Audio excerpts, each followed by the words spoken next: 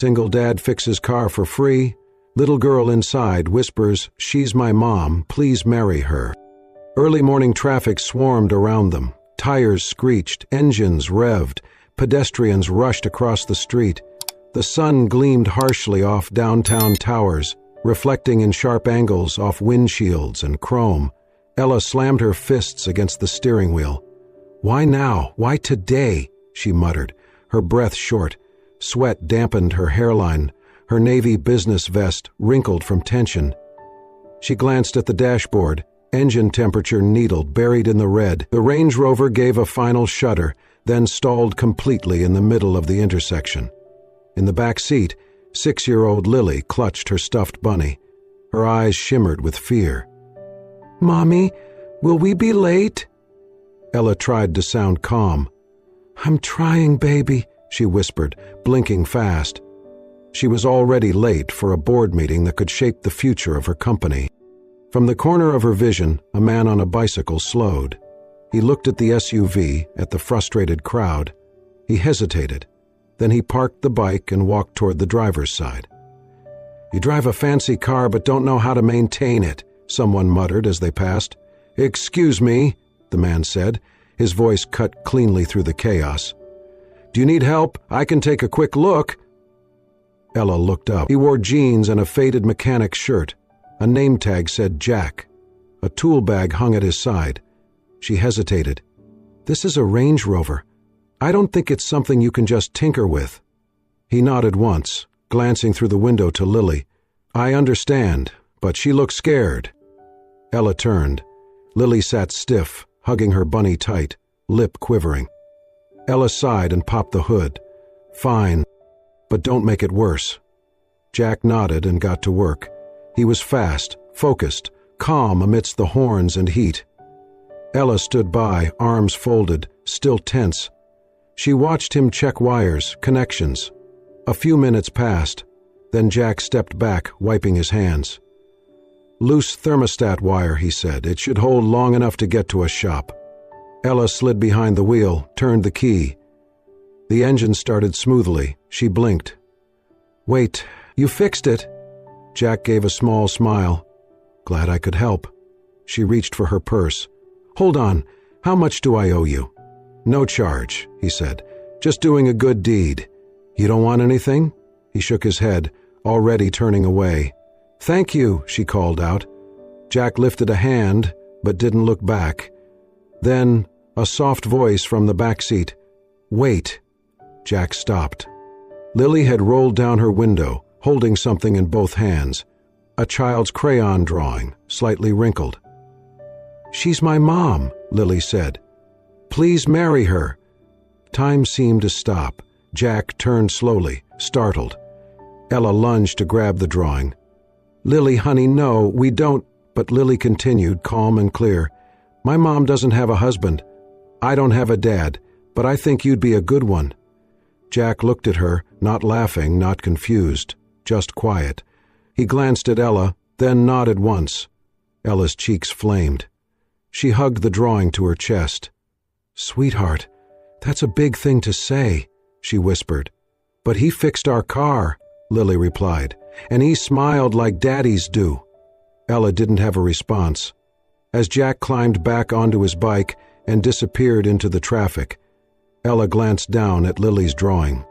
3 stick figures held hands beneath a bright yellow sun, one tall, one with long yellow hair, and one small with bunny ears drawn next to her.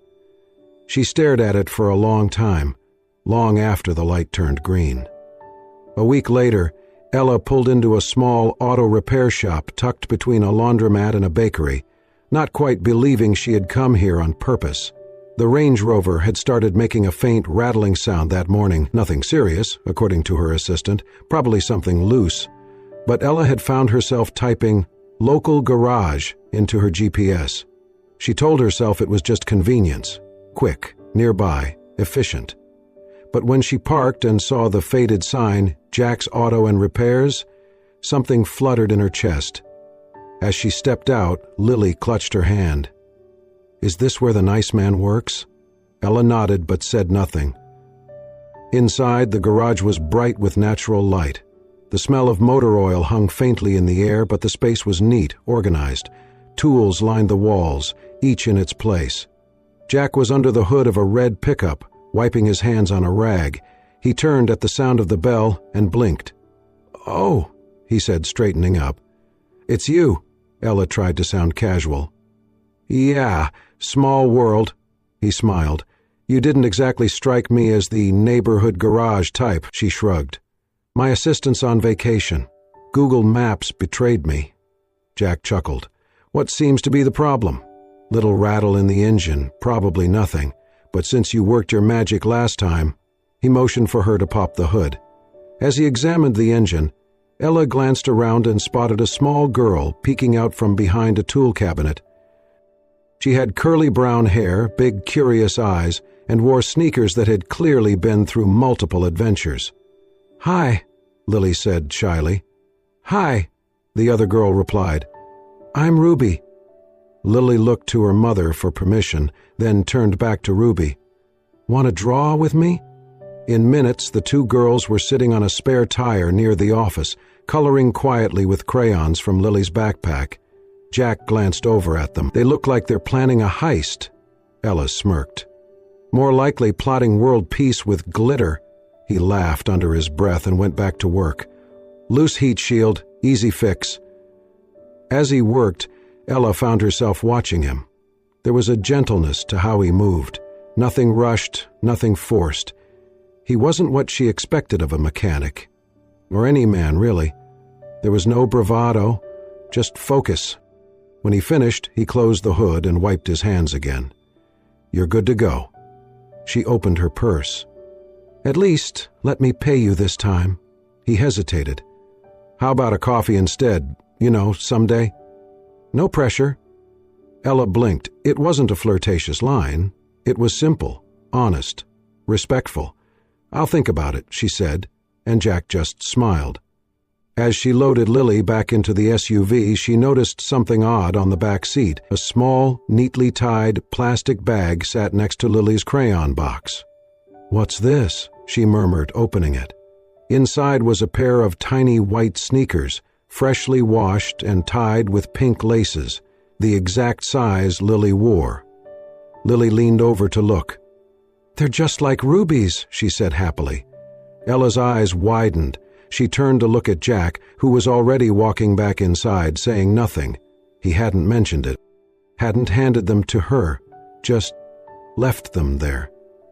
She remembered suddenly how one of Lily's shoelaces had frayed that morning, how Jack had glanced down briefly while crouching next to the car, how Ruby's shoes had looked clean, well kept, clearly not new, but cared for. Ella swallowed hard. It was such a small gesture. Quiet, thoughtful, and completely unexpected. She sat behind the wheel and paused before starting the car.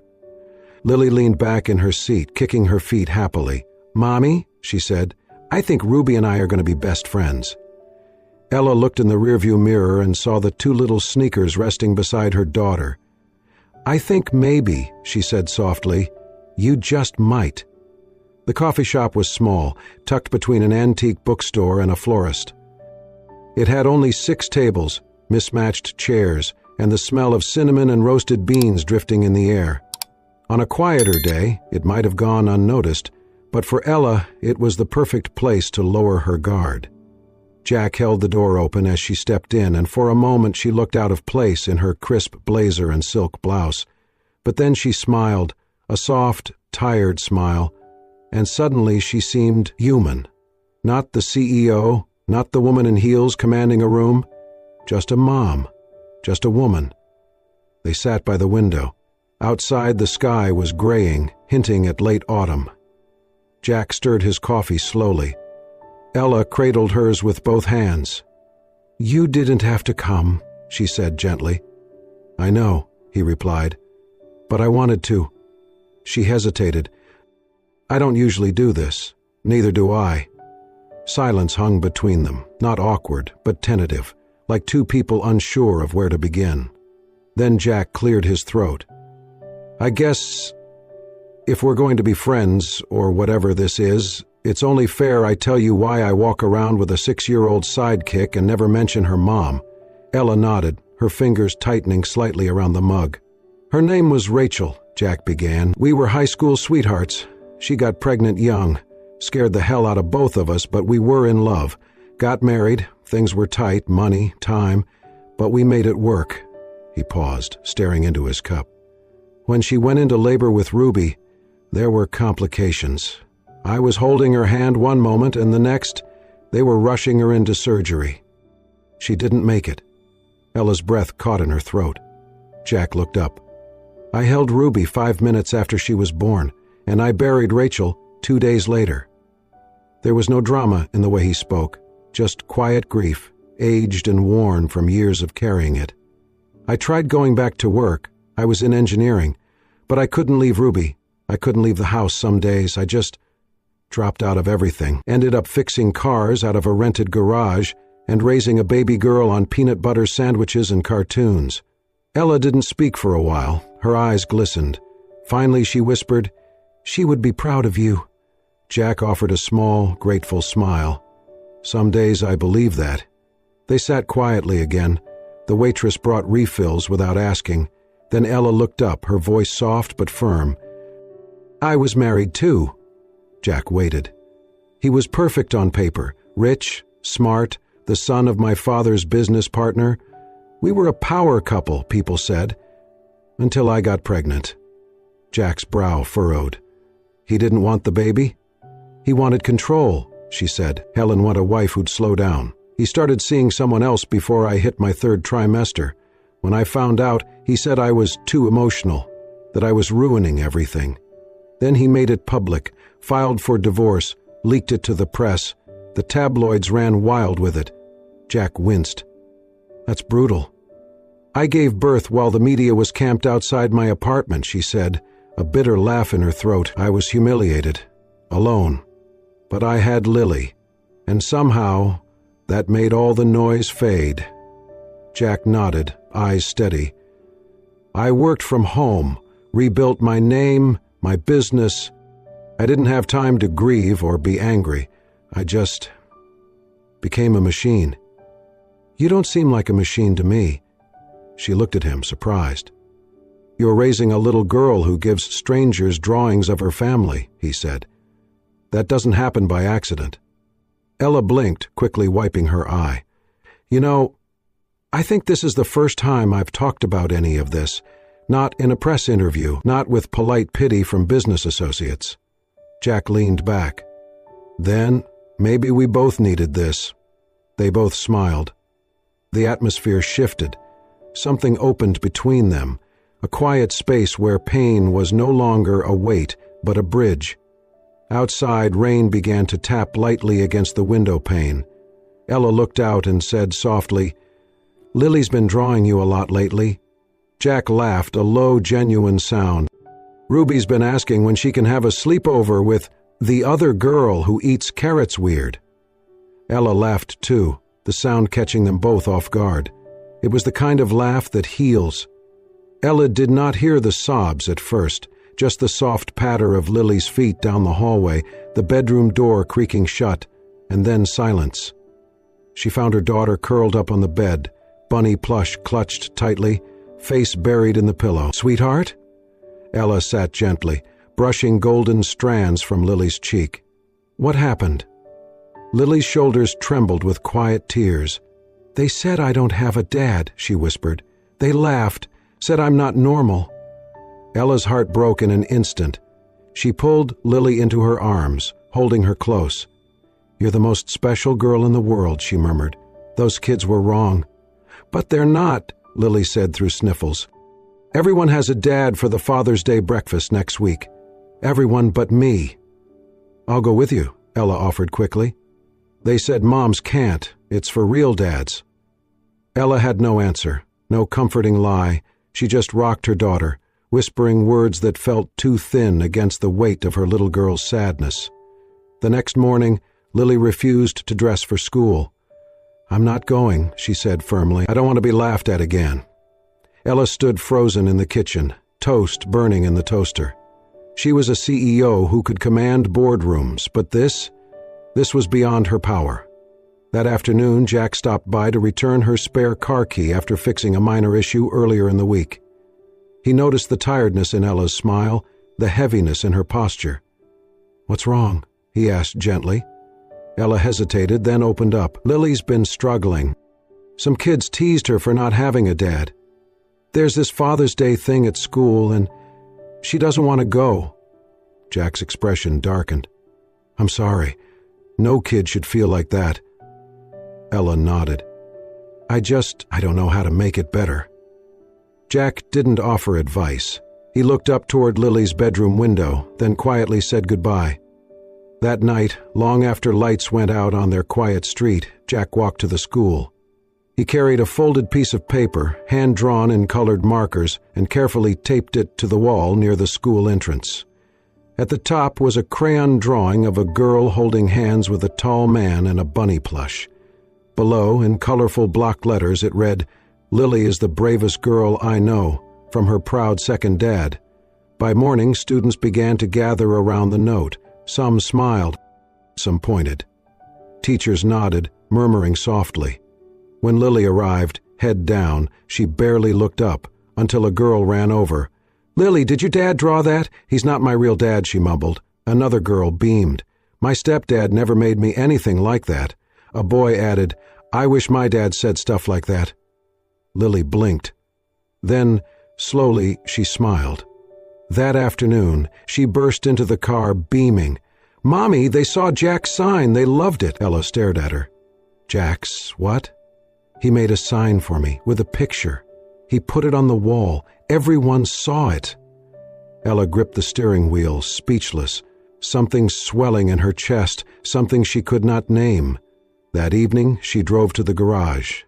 Jack was in the back, elbow deep in the hood of a truck. "You didn't have to do that," she said quietly. "I know," he replied without looking up, "but you did." This time he met her eyes. "I just wanted her to know she's not alone." Ella stepped closer. She smiled today. For the first time in days. Jack gave a small shrug. She deserved to. There was a pause. Not awkward, just full. Ella's voice dropped. "That meant more than you know, not just to her, to me." They stood in silence, not as lovers, not as something defined, but as two people bound by something softer, something that did not shout, a kind of love drawn in crayon, lit by the quiet glow of morning. The park stretched out in warm colors, late afternoon sun casting long shadows, a breeze rustling through the trees.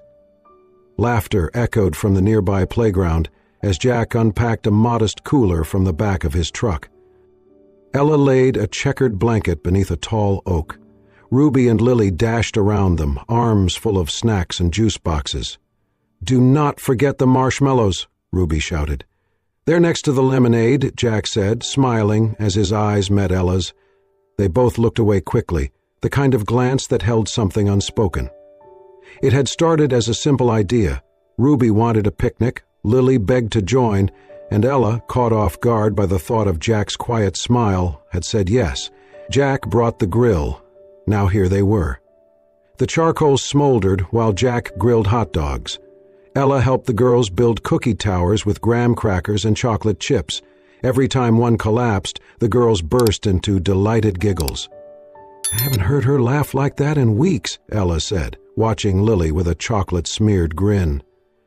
"She just needed a reason," Jack replied. They sat side by side on the blanket, a comfortable space growing between them, not romantic yet, not defined, but something gentle and present. After dinner, the girls raced off to fly a kite. Jack began cleaning the grill. "I'll help," Ella offered, reaching for a tray. She winced.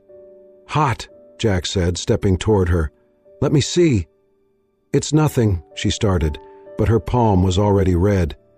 He took her wrist gently. "This might sting a little." He opened his cooler and pulled out a cold water bottle. As she sat down, he poured it carefully over her hand, then dabbed it dry with a napkin. Without thinking, he leaned in and blew softly on the burn, the way a father does for a child. Ella looked up at him. Jack froze, realizing what he had done. "Sorry." I do that with Ruby." Ella did not pull away. His hand still held hers. Their eyes met, the moment stretching between them, quiet, full. Then the girl's laughter returned and they stepped apart. As the sky dimmed and the girls chased fireflies, Ella helped Jack pack the truck. "Lily's been asking if you and Ruby want to come over sometime," she said. He looked at her. "Yeah? Just dinner, and maybe cookies." "You had me at cookies." That Friday, Jack arrived at Ella's house, holding Ruby's hand and a slightly lopsided pie. "Ruby made most of it," he said. The house felt warm, lived in. Lily's artwork filled the fridge. Stuffed animals peeked from behind couch cushions. Inside, the girls had gone all out. A blanket fort stretched across the living room. Twinkle lights blinked from lamps. Paper hearts hung from the walls. "Welcome to the love dinner," Lily announced. "No kissing until dessert." "Lily!" Ella gasped. Jack chuckled. "Sounds fair." Dinner was simple: spaghetti, salad, and too many breadsticks. The girls wore matching headbands and told knock-knock jokes that made no sense. Jack and Ella just listened, laughter soft between them. After dinner, the girls crawled into the fort, with a cartoon playing in the background. Ella handed Jack a mug of tea. They sat side by side on the floor. "You've built something beautiful here," he said. "I'm still figuring it out," she replied. "Some days it feels like patchwork. Patchwork still holds." She looked at him, her smile small and vulnerable. "I never expected someone like you," he added. "Me neither," she whispered. Jack reached across and touched her hand. This time she did not pull away. Their fingers stayed there, resting together in the quiet space of possibility. And for the first time in a long time, neither needed to speak to feel what was beginning. It started with a knock. Not loud, not rushed, but firm, controlled. The kind of knock that asked for more than just entry, it asked for attention. Jack wiped his hands on a rag and stepped out of the garage, expecting a customer. Instead, he found a woman in a tailored camel coat, pearls at her neck, and posture as stiff as marble. Her silver hair was twisted into a perfect chignon. Behind her, a black town car waited at the curb. "You're Jack?" she asked coolly. "I am," he said. "Can I help you?" "I'm Margaret Whitmore, Ella's mother." Jack paused. "Nice to meet you, Mrs. Whitmore." "I wish I could say the same." She glanced around the modest garage, unimpressed. "May we speak privately?" Jack led her into the office, a small room with 2 mismatched chairs and a calendar of vintage cars. She did not sit. "I'll be direct," she began. "My daughter is a remarkable woman. After the scandal with her ex-husband, she's rebuilt a life for herself and her daughter. Now I hear she's involved with a mechanic." Jack stayed still. "With me?" "Yes," she said, her tone sharpened. "And you seem like a kind enough man. But let us not pretend you belong in her world. She does not belong in yours."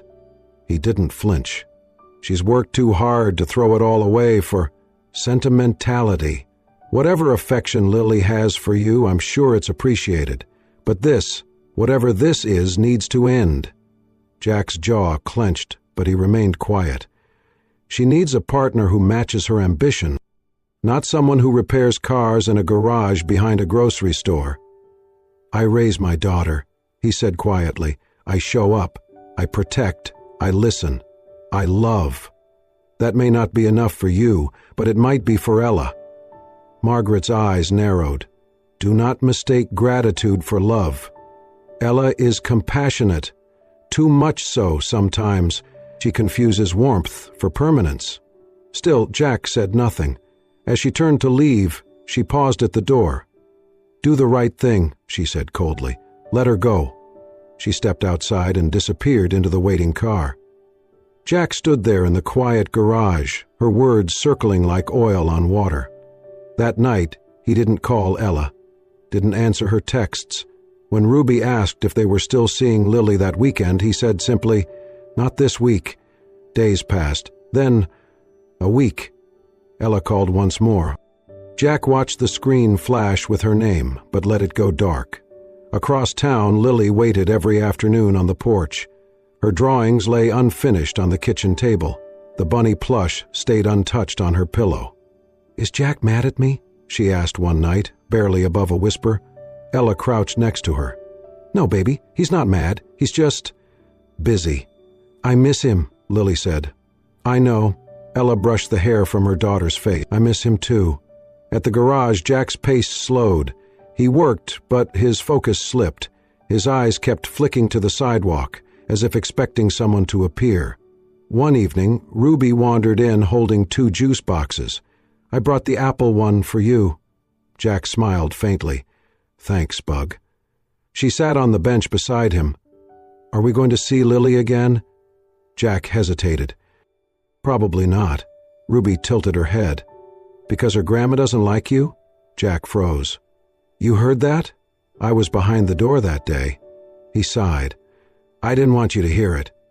"She was wrong," Ruby said. "She doesn't know you like I do." Jack looked away. "Maybe she's right." Ruby was quiet. Then, softly, "Are you giving up? Because of me?" His head jerked up. "No, never." She looked down at her sneakers. "You always say you want me to be happy. But when we were with them, we were happy." Jack swallowed hard. "She made you smile, Dad. Lily made me laugh. We were like a team." He couldn't speak. Ruby's voice was small but firm. "Do not let someone else tell us what family's supposed to look like." He pulled her close and held her. And for the first time in years, Jack let the tears come. Not from weakness, but because a little girl reminded him what strength truly looked like and what it meant to fight for love.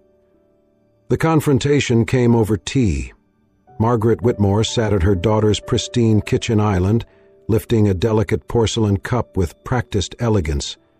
Ella stood across from her, arms crossed, shoulders taut.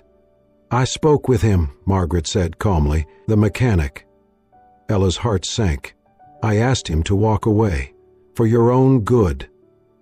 Ella's fingers curled slightly on the marble countertop. "And did he?" Margaret nodded, as if it were a victory. Ella looked away, jaw clenched. "You had no right. I had every right," Margaret snapped. "You are not some reckless teenager, Ella. You're a mother. You run a company. You don't get to throw your life away on sentiment." Ella's voice dropped. "He's not sentiment, Mother.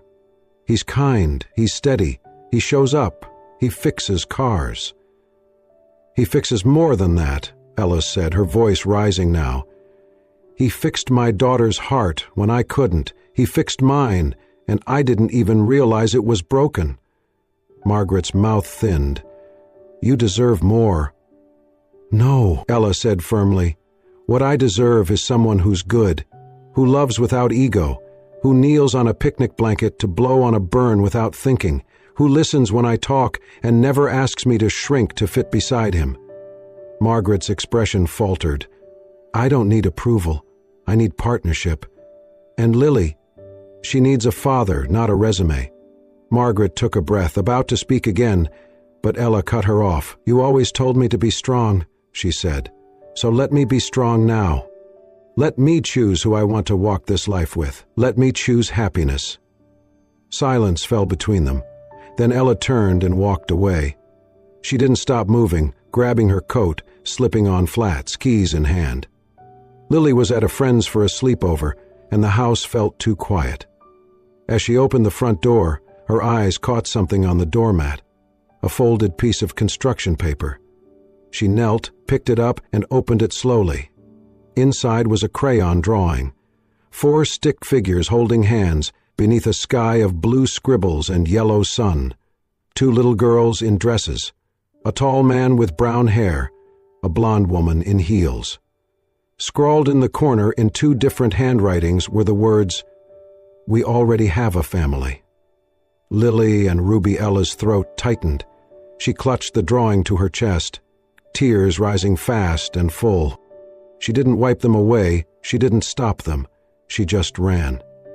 The sky opened up as she pulled into the lot outside Jack's garage. Rain was falling in heavy, slanted sheets. The lights inside were off. She got out anyway. She stood by the closed doors, soaked within seconds, arms around herself, heart racing. For a moment she thought of leaving. But something, Lily's voice, Ruby's laugh, Jack's quiet hands, rooted her to the ground. So she waited. 10 minutes, 20, an hour. Then the door creaked open. Jack stood there, framed by shadows and warm light. His eyes widened when he saw her. Ella couldn't speak. Rain ran down her face, her hair, her hands. But her gaze didn't waver. He took one step forward. "You're here," he said softly. She nodded. "I thought," he began, but she raised her hand gently. "I know what you did," she said. "I know why you walked away. But I never asked you to protect me like that." He looked at her, pain etched deep. "I didn't want to make your life harder."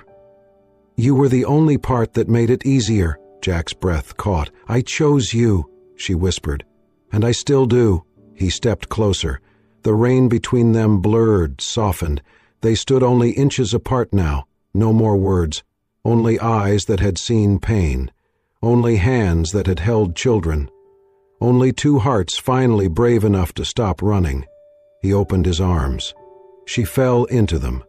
And under the downpour, in the silence of the night, Ella and Jack held on, not to fix each other, but because they already had. The garden behind Jack's garage had never been used for anything but rusted bikes and tools, until now. That morning it had transformed. Twinkling lights strung between fence posts, folding chairs in neat rows, mason jars filled with wildflowers, a white linen arch swayed gently in the breeze. It was not grand, but it was perfect. Jack stood under the arch, shirt crisp, hands folded. Ruby stood beside him in a white dress and pink sneakers, clutching a tiny bouquet. "You nervous, Daddy?" she whispered. "A little," he admitted. "She's going to look like a princess." He smiled. "She already does." The soft sound of guitar began, played by a teen from the bakery next door. Ella appeared at the back door of the garage, her blonde hair in a loose braid, her dress flowing, elegant. Lily walked ahead, scattering petals. Then, together, Lily and Ruby turned, grinning. "We practiced this," Lily whispered. Hand in hand, the girls skipped down the aisle, tossing petals and shouting, "She's my mom, and now you're my dad." Laughter rippled through the crowd. Jack's throat tightened. Ella's eyes shimmered. When she reached him, they joined hands. No speeches needed. Just presence. Just love. The ceremony was short. They exchanged honest vows. "I won't try to fix you," Jack said, "but I will be there when you do it yourself." Ella squeezed his hand. "You see me, not the CEO, but the tired, strong woman underneath, and you love her anyway." Their kiss earned the loudest cheers, from two little girls in flower crowns. Later, as the sun dipped low, Jack took Ella's hand and led her behind the lot. A white cloth covered something under a tarp. "Your wedding present," he said. "Did you get me a car?" Ella teased. "Not just a car, a reminder." He unveiled a vintage cream Volkswagen Beetle, restored, polished, tiny daisies painted on the side. But it was the engraved words on the bumper that took her breath. "Every broken thing can be whole again, including us." Ella touched the letters gently. "I found it in a junkyard," Jack said. "Thought it was too far gone, but it reminded me of us." She kissed him, full of emotion. No more words needed. That night, as stars appeared, Jack sat on the grass with Ella's head on his shoulder, watching Lily and Ruby chase each other with sparklers. "You can't catch me," Ruby squealed. Lily grinned. "You're family now. That means I win too." Ella smiled. "They're unstoppable." Jack nodded. "We all are." Then she whispered, "You fixed more than my car that day. You fixed more than I ever thought could be." No fairy tale. Just real life, with scars, burnt fingers, kids' drawings, and quiet courage. And now, a family. Whole. If this story touched your heart, made you cry or smile, or reminded you that even broken things can be whole again, then it did what stories are meant to do. Because sometimes family is not by blood, but by love, patience, and the bravery to begin again. Subscribe to Soul-Stirring Stories for more real, emotional, and inspiring tales. And remember, even the smallest act of love can change someone's world. Until next time, stay kind, stay hopeful, and keep believing in second chances.